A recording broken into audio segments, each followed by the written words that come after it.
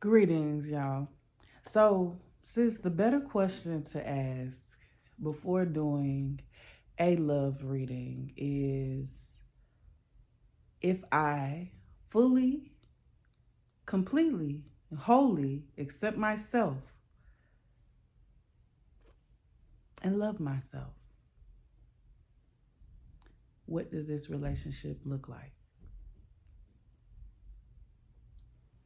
Right? If you fully and wholly and completely accept and love yourself, what does this relationship look like? What's up? Hi. Hi. Good morning. Okay. Hi. I got your stuff. Did you see? Huh? Did you see the stuff I got? Yeah. Okay. Thank you. You want? I got the heavy cream that's vegan also, so you could choose. Cause Okay. I think we will both be grateful for the dairy, non-dairy. So, what if you wholly? Okay. Excuse me, I just woke up not too long ago. But this is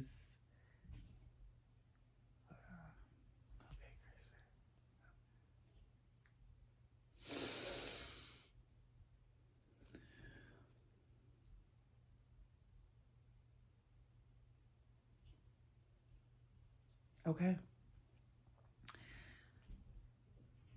Sis, in a reading, if you want to do a love reading, you need to make sure you frame the question. If you're wanting to know the outcome of a relationship or what what that person represents, what energy they represent, things like that. A lot of people come in and they say, "Okay, are such and such and I meant to be together? Is this supposed to be?" Or but there are some things to understand about this. Framing that question is you need to say, do I completely and wholly love myself? Completely and wholly accept myself. If I completely and wholly love and accept myself, how does this relationship between X and I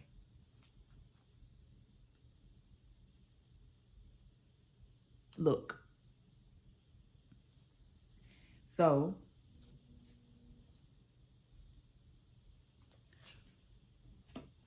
you have the high priestess with the intuition. You have a beautiful sharing, a giving, a love. You're giving to the child. We have the six of wands, and we are celebrating ourselves, and other people are celebrating us, and we have success, right? And then we have the king of wands, and we have, I keep saying this dragon, and this is the year of the dragon, right? And so you have the wand the wand is representing like action. So you're taking action, you're doing what you need to do, right? You're using your high priestess card, the intuition, to move through this relationship, right? You are celebrate, you're good, right? And then you have the knight of wands reversed. And so we have, this looks like a very slow act. It's like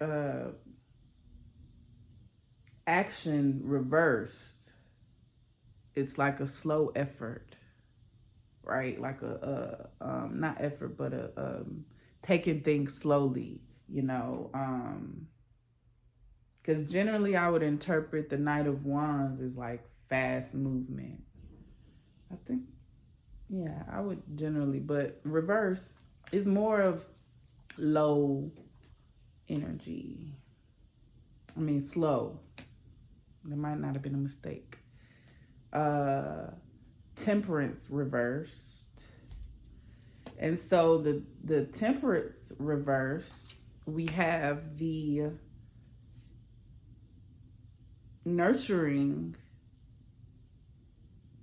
We actually have so you've given yourself a lot of self-love, right? And usually the temperance card is meaning that you have to, like, it's guiding you to pour into yourself more. So if it's reversed, then it usually magnifies the energy of the card. So I would say that it's giving you an opportunity to continue loving yourself, to remind you of loving yourself, of nourishing yourself. But it to me, if in a relationship reading, is showing that the relationship is in itself imbalanced.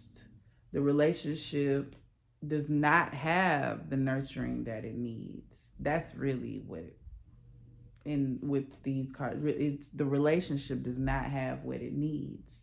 And so we have the devil reversed here, that generally this is representing primal desires and things of that nature. Not always a bad card, but this reverse is more of like the positive way of it. It's like a ending, like a positive. You recognize that the habits are unhealthy. You recognize that you and this person are not good, or you're not a vibrational match. You recognize that. You recognize that you've just been kind of codependent upon each other. You've been basing yourselves off of these low desires, these desires that they've been an addiction for you, so to speak. And so you recognize this through self-love. You were able to come to this conclusion. You were able to understand that, yeah, you know what? This relationship, we need to end on amicable terms, right? Let's end it in love. And we can do that. So then we have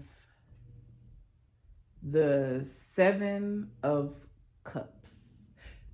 The beautiful thing. Oh, this is so funny. My daughter said that I was asleep, talking to her in my sleep, and I was like, "You see the number 7? You see 7? You see the number 7?" And then the 7 Cups happened. This is funny. So the opportunities, this to me represents like an array of opportunities. Okay. So the fact that it comes right after the ending of this relationship, that means that somebody is freeing themselves up from this relationship, whether by choice or not. But in this reading, more specifically, this is by choice. You actually made the choice. You made that choice to see the relationship for what it was, for what it is. And now you're able to have more opportunities. Now, we could also look at it a different way, and we could say, okay, wow, not even a different way. We can look at this and say, wow, this person that I may be thinking about in this relationship reading, this person, no matter if I love myself or not, this relationship is a no-go. This relationship is something that you can let go of. So if whoever you're thinking about, it is okay to let go of that relationship. If you don't, that's okay, because whatever lessons you need to learn or understand, you're going to learn and you're going to understand them. But Spirit says it's not about learning. It's actually about remembering. And if you fully, wholly love and accept yourself, that means that you remember who you are. in some capacity that you're allowed and able to love and fully hold and love and fully accept yourself. But if you're having a hard time doing that, it's because you keep forgetting. And that is okay. It's okay if you keep forgetting who you are, because if your signature is in the cards, then you're going to get what you need. You're going to get the reminders. You're going to get them. You know, I can feel that this is not coming from, I think that I'm now trying to remember, and I ask Spirit to help me to be in the now and share this message from my connection with the divine right in this moment. And so I say to the person watching this that you are loved, okay? And that it's time for you to recognize the love that is around you, the love that is. And when I say recognizing the love that's around you, it's not just recognizing the people that are pouring into you, because if you don't love yourself, the people that are pouring into you, you can look at yourself like a cup with no bottom. So they're constantly pouring into you, but you don't see it, you don't feel it, because it's coming out of the bottom. And then you're still here with this empty cup. And you're like, why is it not getting filled? I'm lonely. I need love. I need. I'm not making fun of you, sis. I'm just telling you, I know it. I know it a lot. Loving yourself looks like a cup, even if it doesn't have a bottom. You turn it on the side, right? And you put 2 cups below it. And you pour into one side, and the one side is going to catch it. And then you pour into the other side, or the other side is going to catch it. And the cup is just going to be filled, right? And then it's going to eventually overflow. But you still have this tunnel, right, that you could pour love into. And then and those cups are going to stay full. You just keep pouring in the tunnel. Just keep pouring in the tunnel, okay? You could turn your cup to the side and add 2 more cups. It's okay. You can do that, right? My science people gonna come here like, well, I don't know if that works like that, you know. All right. We'll make it work. Get you 2 cups. You're the master of your fate. You want 2 cups? Have you 2 cups. You want a cup with a bottom and you want to just pour water in that cup? It's okay. You could do that too. It'll overflow. What I'm saying is your prerogative. You're the master, and you have to take responsibility for who you are. You have to take responsibility for how you fill your cup. You have to take responsibility for your nourishment, and you can't place that responsibility on another. You have to love yourself more, because if you don't love yourself more, my sister, my brother, they are going to feel the weight of your expectation of them loving you. And they will never be able to love you if you don't love you. But the kicker is that we enter relationships because we feel like that person's going to fill that gap, fill that void. And that's the relationships we see online. That's the relationships we're mirroring after. That's what we've been taught. We've been taught that love is loving someone more than we love ourselves. When the reality is not about loving someone more than we love ourselves. Like, that's what's been taught, but that's not what serves us. There may have been a time in our existence where loving someone more than yourself might have been a common thing that worked for society. Maybe it was a codependent society and they were functioning because they had no other reference of functioning, right? It was a whole experiment. It happened, and it's possibility that people were able to function and survive, right? But in this realm, in this time, in this reality, in this energetic signature of our existence that we've all been attracted to, this aspect does not hold that paradigm well. Because if we are so focused on another person, we're obsessing in our thoughts about that person. We go to sleep and we wake up and we think about that person and we think that that is love. That's not love, that's pain. Because when do you have time to think about loving yourself? When do you have time to nourish yourself? No, because you're thinking about loving somebody else. This may help a person in a sense of remember who they are if you're loving a person more than you love yourself, right? You're pouring your love onto this person.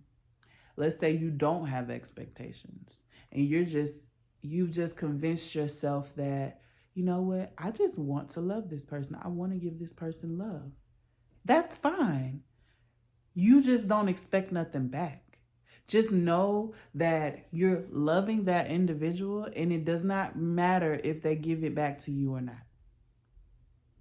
That's the only way that you're able to, I guess, love a person and help them if you don't love yourself. But if you don't love yourself and you pour that love on top of a person and then you want them to love you back, in the same time that you're giving them love, you're taking it away. You're like a double-edged sword, right? You're giving them love and you're taking it back when they don't meet your expectations. That's not love. It doesn't mean you don't love them, but that is not an action of love. So we have to start to love ourselves because we have to recognize that we are love. And when we recognize that we're love, then we recognize that we're enough. And we recognize that we have everything that we need. We were born whole and complete. And if for whatever reason you don't feel whole, you don't feel complete, maybe because the world has told you weren't complete, they've made you feel that you weren't complete for whatever reason, the media, the whatever, we can say all the things that have come to make us feel insecure about our existence, right? Because a lot of times, whatever somebody's goal is, they're focused on that goal, and anybody else or anything else that doesn't match what they see pictured in that goal, they might just throw it away or judge it or talk down on it, or, you know, because they want to be safe in their existence. So it's like unsafe literally to have somebody in their life that thinks differently than them. And so they're like, oh no, I gotta protect what's in here. I gotta protect my thoughts. I gotta protect what I've attached myself to. I gotta protect it. And so they create this tunnel, and this tunnel divides. And so all these people that it's divided, this tunnel has given all of these people who don't know themselves an insecurity, right? Everybody should be this way. If you're not this way, something's wrong with you. So therein, the insecurity begins. And you don't know where it started and you don't know where to stop it. But you can't blame that person, because to blame that person is to relinquish the responsibility that you have for loving yourself. And yes, we may not have been taught to love ourselves growing up, but at some point we have to take responsibility for who we are. And we have to remember that when we came here on a certain energetic signature. When we came in that signature, we came in as who we were at that moment, who we were energetically attracted to. We attracted our mother, we attracted our father, we attracted, our families, we attracted our friends growing, and we attracted, certain things. We attracted the traumas. I know you might say, whoa, how did I attract the trauma as a kid? That is a whole nother video. I can dive into depth, but no, you didn't necessarily attract that trauma as a child. The energetic signature that you came in on attracted it. Okay, so if energetically you are attracted, when you died in that realm, when your consciousness came through, you were carrying with you things, that other energies that was also a part of your consciousness, right? Because whenever you're coming into the mind of the physical, you now take on whatever's in that energy signature physically. So whoever matches that energetic signature, it's like a data. It's like data. It's like a program. It's like, you're like this consciousness. Even if you think of like the movies with AI, right? And maybe the machine stops working, but the data is still somewhere on the server, okay? And then they get a new machine, and then the data downloads on the new machine. That's basically what's happening, but you're a kid. So you don't really understand all this data that has been downloaded. So it's coming to you in like bit by bit, right? You're experiencing the world. It can't come to you all at one time, because then you're schizophrenic, and then you're like, whoa, what's going on? And you have to get it bit by bit. And so then this is, if somehow, somewhere along the line, somebody came in and disrupted it, and you weren't able to consciously find your way back, right? When you died in that state, you were born in that state. Like, unless you went through an astral healing, or you received astral healing, or unless you received some kind of consciousness of like intent, that of some kind, because period, when you go, you have the consciousness of all that is.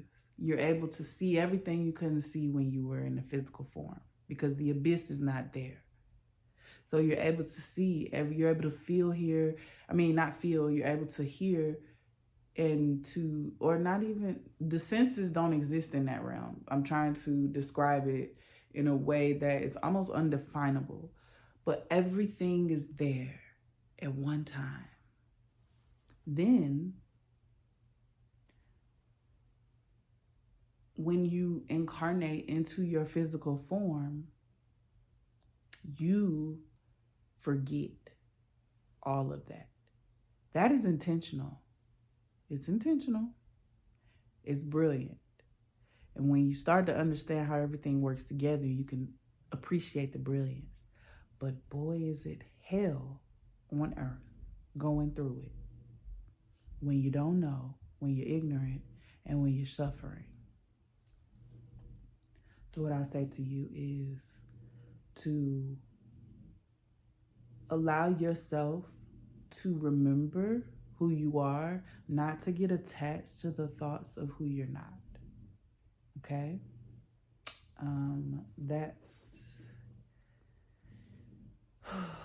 I wanted to say more because I did another video and I said a lot. So I might just cut that out and put that in this video.